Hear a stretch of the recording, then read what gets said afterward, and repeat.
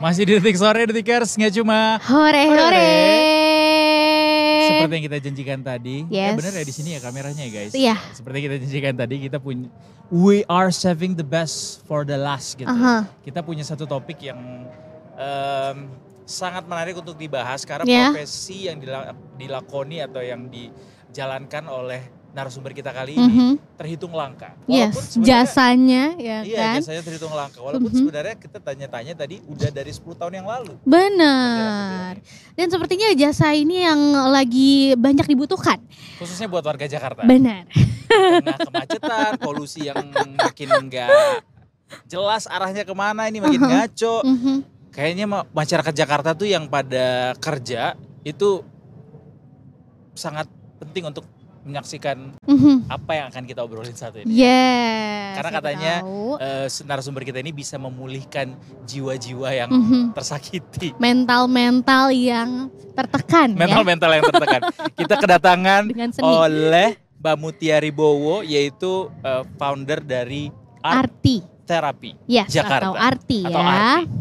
Welcome to Detik Sore Mbak Mutia. Halo semuanya, apa kabar? Kabar baik. Gimana? Iya. Cara kita menjawab kabar baik tadi sudah mencukup membuktikan bahwa Coba gambar dulu baik. nanti aku lihat. Apa gimana? Kalau digambar dulu mungkin aku bisa lihat. Oh gitu. Oh jadi dia harus digambar ya kalau yang art terapi ini. Kalau seni rupa biasanya art terapi itu biasanya memakai media seni rupa. Jadi kita melakukan kegiatan-kegiatan seni untuk berekspresi dan komunikasi biasanya. Jadi kalau misalnya psikologi kan pakai verbal ya, pakai ngobrol kayak gini. Cuman kalau art terapi itu kita pakai gambar, kita pakai media chat, kita pakai media komputer juga bisa, iPad gitu. Kita pakai clay, jadi apapun yang visual kita pakai di art terapi. Jadi menyembuhkan dengan menggambar. Menyembuhkan dengan menggambar dan bereksplorasi dengan diri melalui seni. Oh seni. Seni rupa. Walaupun nggak bisa gambar. Walaupun nggak bisa gambar, sebenarnya kita di kehidupan sehari-hari kita melakukan seni ya, dikit-dikit ya. Kayak cara berpakaian, cara berdandan gitu ya.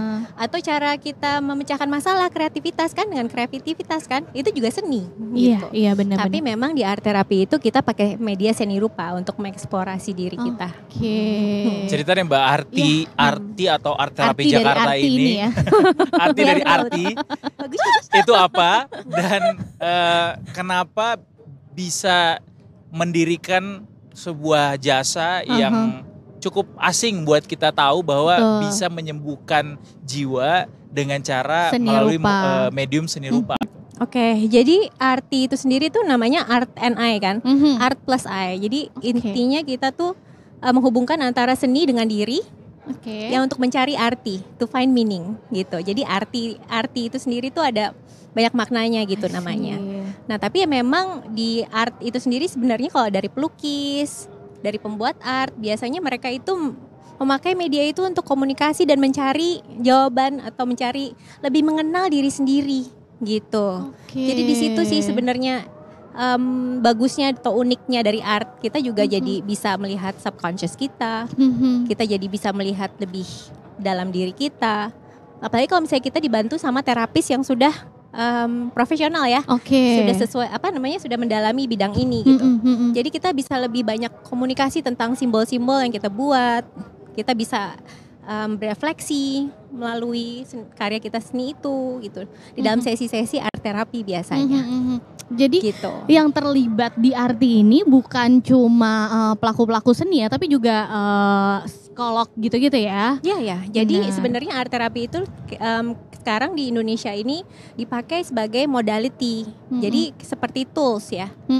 Dalam psikoterapi yang mereka jalankan gitu. Jadi biasanya art terapi ini dipakai untuk orang-orang yang nonverbal. Jadi banyak ya kalau misalnya orang kan datang ke psikolog tiba-tiba nggak bisa ngomong. Apalagi orang-orang yang punya trauma, anak-anak yang vocabulary-nya mungkin masih terbatas gitu ya. Jadi mereka bisa bercerita dengan apa? Ya yang kayak misalnya kalau misalnya ngobrol kayak gini kan, iya aku dulu diapain gitu dulu sama temanku gitu misalnya. Gak semudah itu ya. Gak semudah itu ya. Apalagi kalau misalnya ada rasa takut, rasa tidak percaya. Jadi kita berikan peralatan-peralatan yang biasa dia pakai gitu, yang non-threatening tools yang dia bisa menjadi dirinya sendiri, bisa aman di situ, nyaman melakukan gambar-gambar warna-warna, kan asik ya, gitu. Teknis terapinya sendiri kayak gimana, Mbak? Ya. Step by stepnya tuh kayak gimana? Jadi sebenarnya mirip-mirip sama psikologi ya. Kita pakai, kebetulan art terapi yang saya pelajari itu pakai teknik psikodinamika. Kalau misalnya psikodinamika. Ya, psikodinamika atau psikoanalisis. Jadi kalau misalnya di psikologi gitu, misalnya kita terkenal dengan Bapak Freud gitu yang duduk duduk sambil tiduran gitu gitu kan, kalau misalnya di film-film.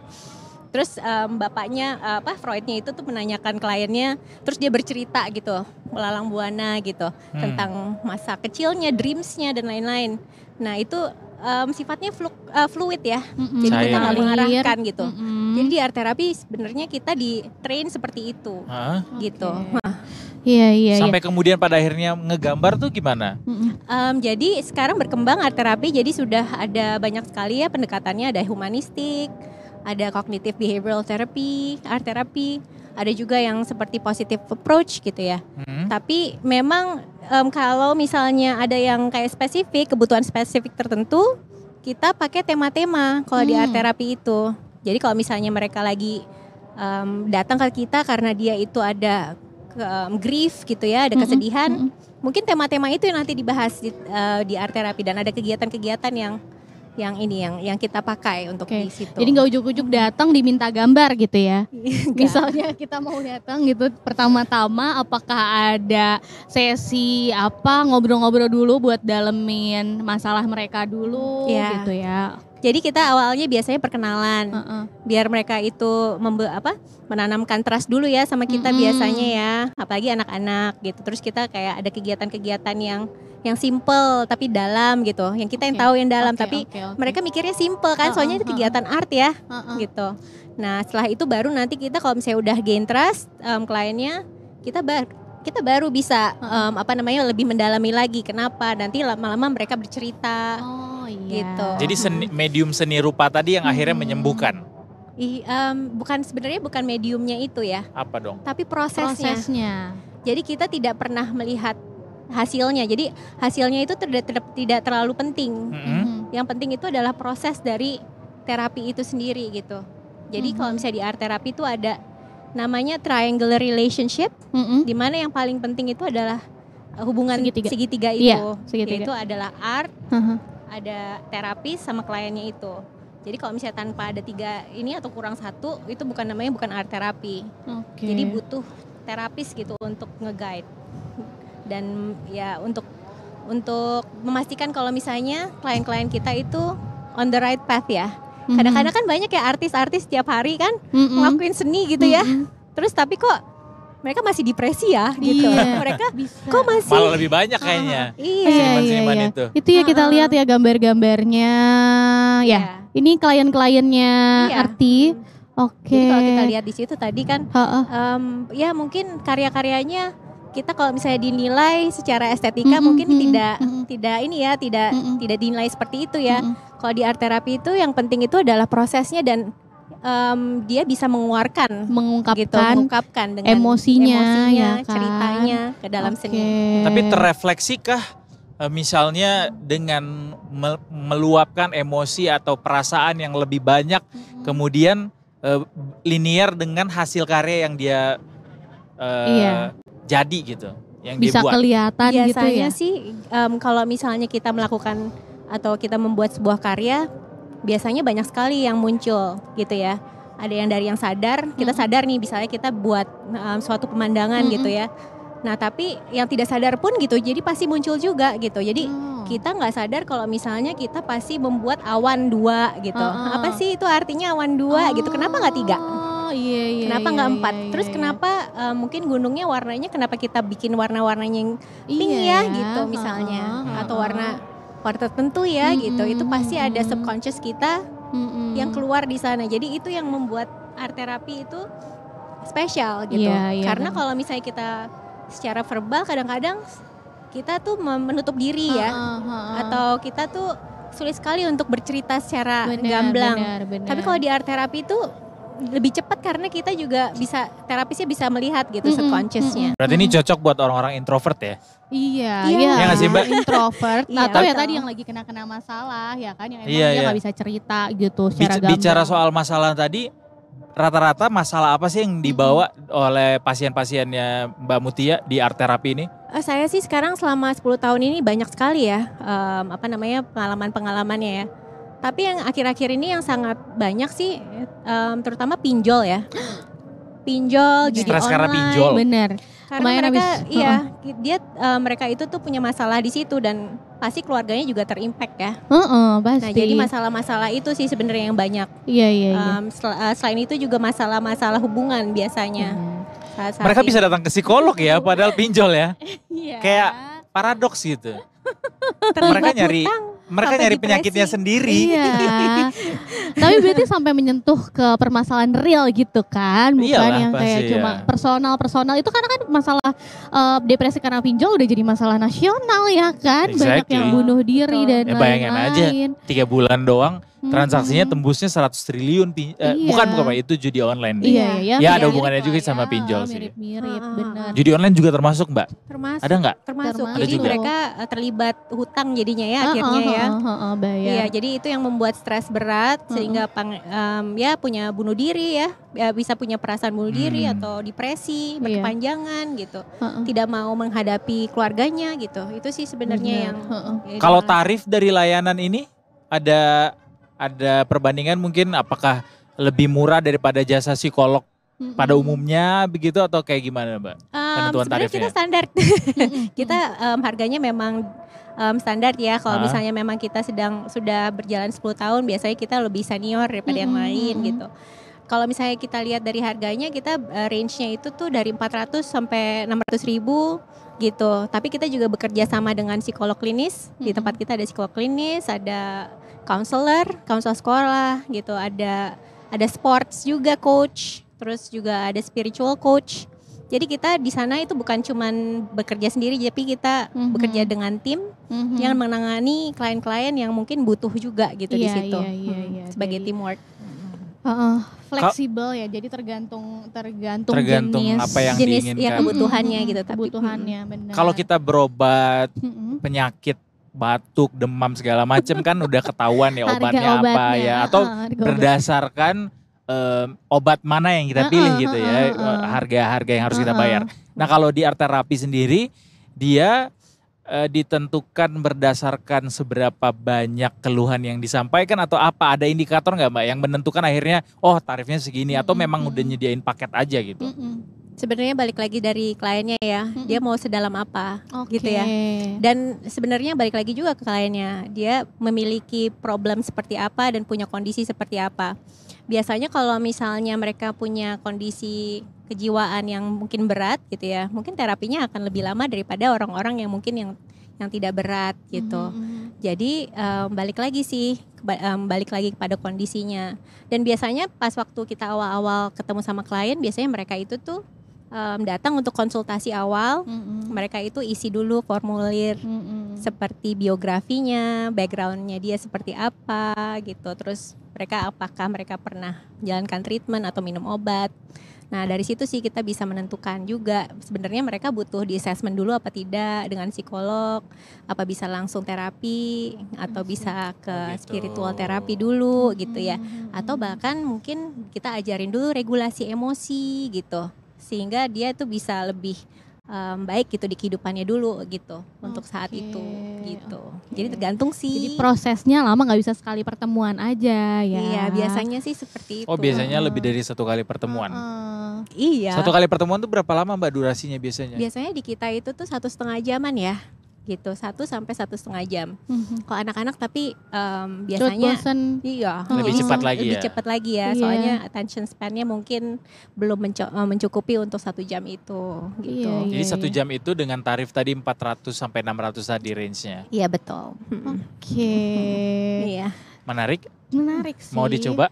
Pengen kalau kita bisa pengen tahu gitu ya suasana hati kita sekarang kayak gimana. Misalnya disuruh gambar bunga, ternyata ya gambarnya cuma satu bunga. Oh disuruh ya, maksudnya ada instruksi ya gambar instruksi tertentu gitu, yang harus di awal-awal kalau misalnya mereka belum tahu ya apa yang mereka mau ungkapkan atau mereka bingung gitu, kita biasanya punya tema atau direktif namanya.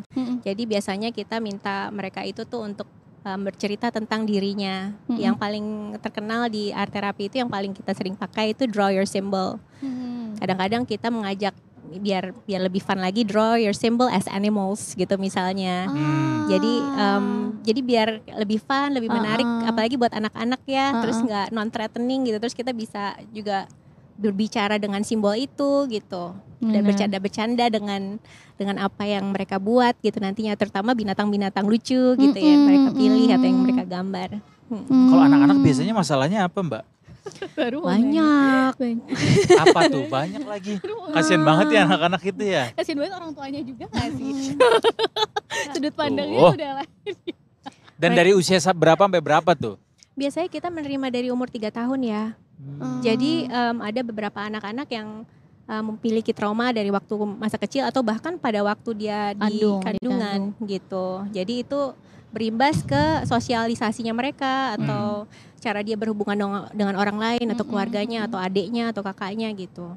Jadi di situ sih dari baiknya memang kalau misalnya orang sadar atau orang tuanya sadar, lebih baik lebih early ya untuk menangani itu. Kalau bisa malah sebelum sakit malah di treatment dulu gitu ya. Jangan sampai menimbulkan trauma dulu gitu ya. Sebelum sakit tuh maksudnya gimana? Maksudnya gimana kita detect-nya gitu ya? Iya, apakah emang apa sih namanya, kayak orang tuanya inisiatif aja gitu, pengen supaya tetap mentalnya anaknya itu tetap sehat. Jadi yaudah coba kita terapi aja dulu gitu. Tanpa tahu ada penyakit.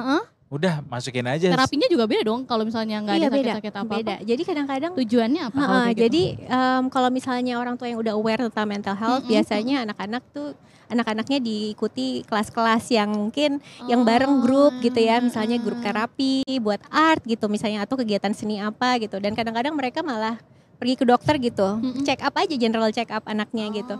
Ini sesuai dengan pertumbuhan nggak gitu, emosinya sesuai nggak sih dok gitu.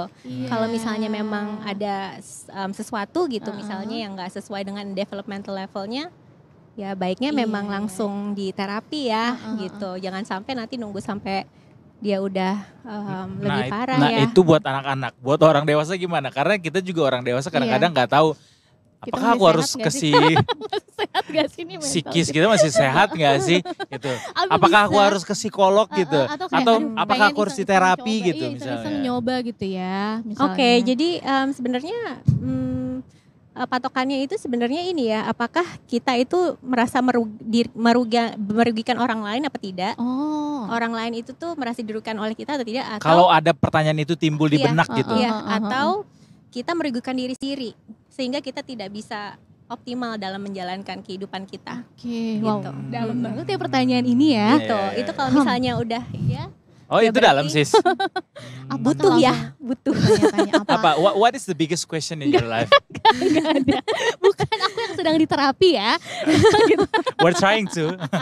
Tapi semua orang kan kita punya perjalanan ya. Yeah. Perjalanan dimana kita itu mau lebih baik lagi. Benar. Lebih tahu diri kita siapa gitu. Terus ingin menyenangkan orang-orang yang sekitar kita lah gitu. Yang paling dekat dengan kita juga gitu.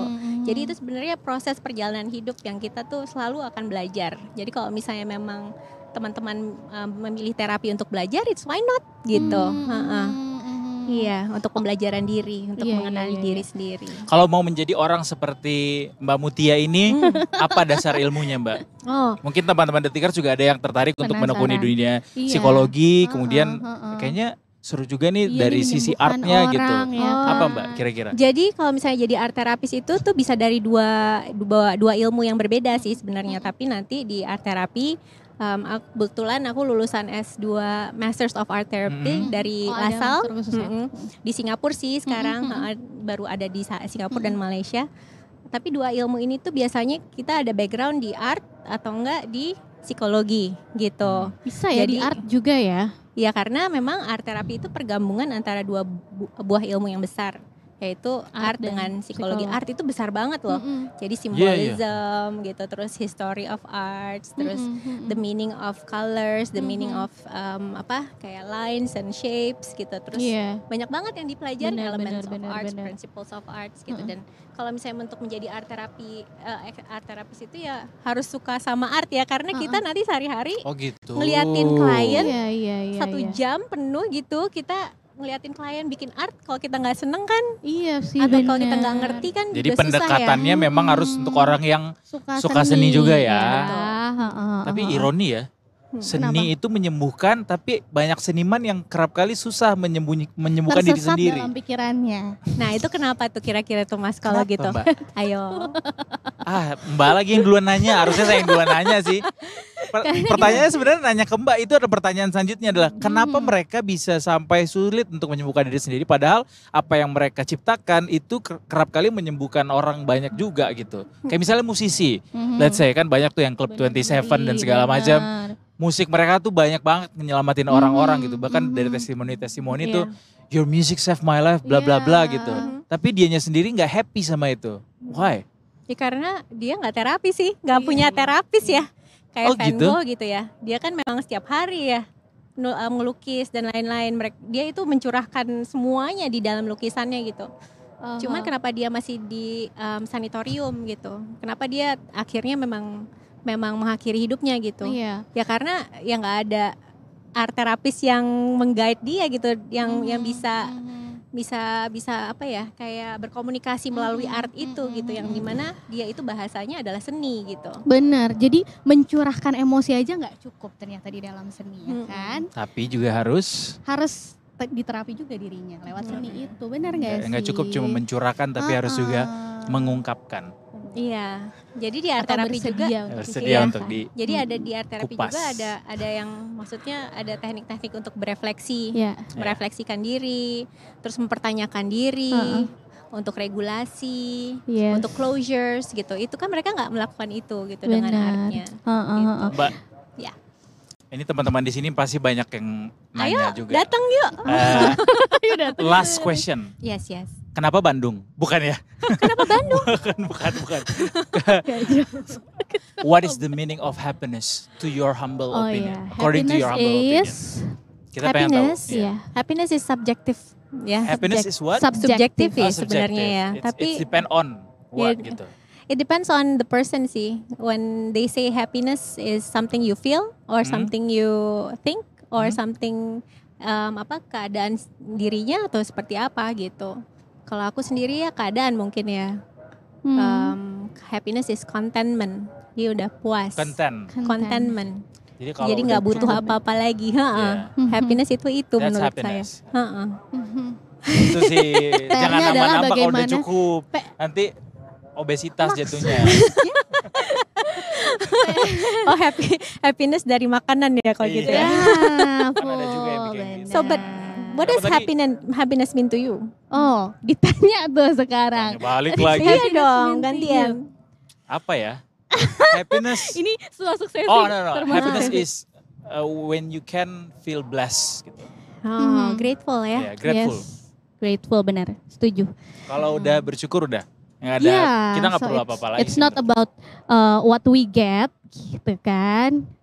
But about what we have. What God give to us. Ya, betul. Udah ya cukup ya detikers ya. Daripada kita makin ngelantur, kita bahas lagi nanti apa arti kehidupan ya gitu. Ini ya yang mana yang butuh di terapi. Secara tidak langsung kita kayak sepertinya dibuka sama Mbak Mutia ya. Kan? Takut ya. Padahal baru pakai verbal loh nih. Belum dari itu. Tapi bener ya, ini mirip-mirip kayak kita ngelamar kerja gitu ya. Ada kan psikotesnya terus kita disuruh gambar gitu kan. Gitu ya, mirip-mirip juga ya. Disuruh gambar house trees person ya biasanya. Selalu tuh gitu tuh. Itu bisa kelihatan juga kalau kita gambar pohon apa. It's either you are a psychopath or not gitu. Aku selalu penasaran sama artinya dari yang gambar-gambar selama ngelamar kerja, tapi nggak ada yang ngasih tahu. Gitu. Ditanya dong HR-nya.